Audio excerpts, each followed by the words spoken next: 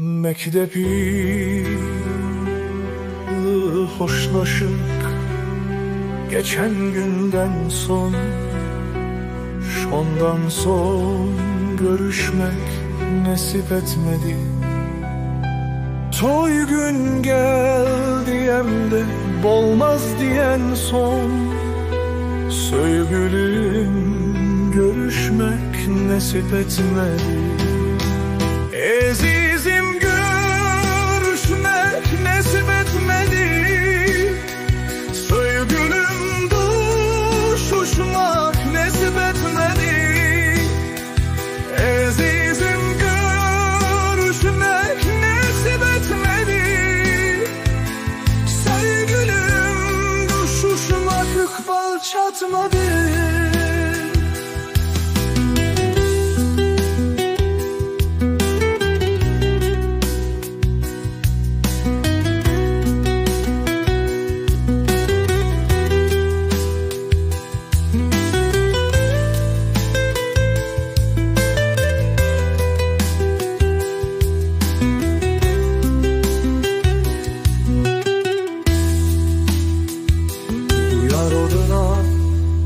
Yaktın sözledin maya, göğüne de gel sözüm, hayvuz aytmadım sana.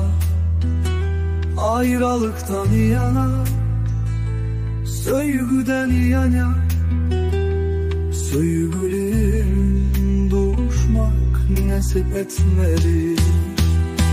Azizim görüşmek nasip etmedi.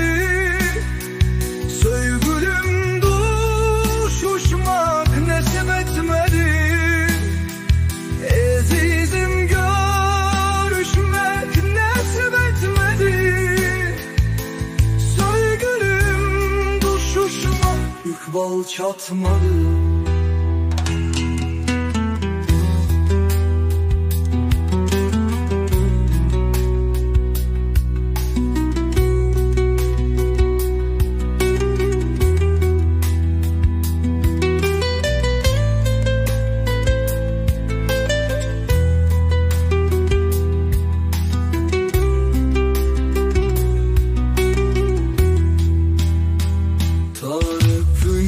Etmem, ben durabilemem.